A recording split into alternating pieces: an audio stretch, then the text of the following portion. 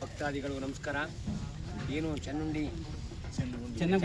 ಚೆನ್ನಗುಂಡಿ ಗ್ರಾಮದವರು ಏನು ಬಂದಂಥ ಭಕ್ತಗಳಿಗೆ ಪ್ರಸಾದ ವ್ಯವಸ್ಥೆ ಮಾಡಿದ್ದಾರೆ. ಯಾಕಂದರೆ ಇಲ್ಲಿ ಸುತ್ತಮುತ್ತ ಯಾವುದೇ ಹೋಟೆಲ್ಗಳಲ್ಲಿ ಯಾವುದೂ ಇಲ್ಲ.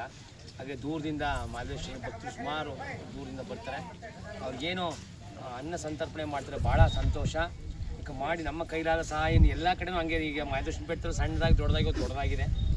ಇಲ್ಲೂ ಭಕ್ತಾದಿಗಳು ಸಾಕಷ್ಟು ಜನ ಇದ್ದಾರೆ, ಎಲ್ಲ ವ್ಯವಸ್ಥೆಗಳು ಮಾಡ್ತಾರೆ.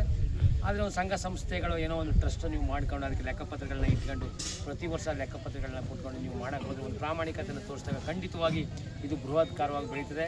ಯಾಕಂದರೆ ಮಹದೇಶ್ವರ ಮೊದಲೇ ನಮ್ಮ ಕರ್ನಾಟಕಕ್ಕೆ ಕಾಲಿಟ್ಟ ಜಾಗ ಇದು. ಹಾಗಾಗಿ ಒಂದು ಒಳ್ಳೆ ಕೆಲಸ ಆಗುತ್ತೆ. ಇಲ್ಲಿ ಅರಣ್ಯ ಇಲಾಖೆ ತೊಡರುಗಳು ಇದ್ದೇ ಇರ್ತವೆ, ಅವರದೇ ಬೇರೆ ಬೇರೆ ಇರ್ತದೆ, ನಮ್ಮದೇ ಬೇರೆ ಬೇರೆ ಇರ್ತದೆ. ಸಹಸ್ರಾರು ವರ್ಷಗಳಿಂದ ಮಾಡ್ಕೊಂಡು ಹೋಗ್ತಾ ಇದ್ದೀವಿ.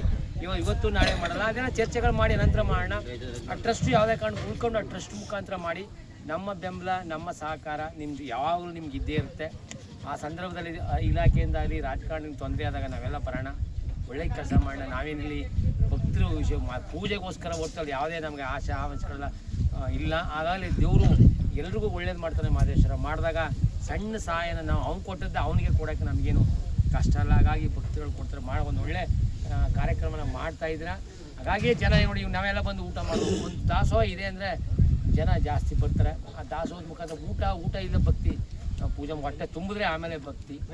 ಹಾಗಾಗಿ ಒಂದು ಒಳ್ಳೆ ಕೆಲಸನ ನಿಮ್ಮ ಹಿರಿಯ ತಂಡ, ಯುವಕರು ಎಲ್ಲರೂ ನಿಮಗೆ ಇಡೀ ನಮ್ಮ ಕರ್ನಾಟಕ ಸಾಮೂಹಿಕ ನಾಯಕತ್ವದ ಕರ್ನಾಟಕ ರಾಜ್ಯ ರೈತ ಸಂಘ ಚಾಮರಾಜ ಜಿಲ್ಲೆ ಮತ್ತು ಮೈಸೂರು ಜಿಲ್ಲೆಯ ಪರವಾಗಿ ನಿಮ್ಗೆ ಅಭಿನಂದನೆ. ಅದರಲ್ಲೂ ಮಾದೇವಪ್ಪನವರು ತಮ್ಮ 1 ಎಕರೆ ಜಮೀನನ್ನು ಕೊಟ್ಟು ಮಾಡ್ತಿದ್ದಾರೆ. ನಾವು ಪರಿಸರ ಪೂರ್ವಕವಾಗಿ ಮುಂದೆ ಏನೆಲ್ಲ ಬೇಕು ಮಾಡೋಣ. ಹಾಗಾಗಿ ಒಂದಷ್ಟು ಕೆಲಸ ಮಾಡ್ತಿದ್ದೀರ, ನಮ್ಮ ಸಹಕಾರ ಎಲ್ಲರೂ ನಿಮ್ಮ ಮೇಲೆ ಇರ್ತದೆ. ಇನ್ನು ಮುಂದೆ ಈ ಥರ ಕಾರ್ಯಕ್ರಮಗಳನ್ನ ಮಾಡ್ಕೊಂಡು ಹೋಗೋಣ. ಮತ್ತು ಎಡರು ತೊಡರುಗಳನ್ನ ಅಲ್ಲಲ್ಲಿ ಚರ್ಚೆ ಮಾಡಿ ಒಂದು ಒಳ್ಳೆ ಕೆಲಸ ಮಾಡೋಣ ಅಂತ.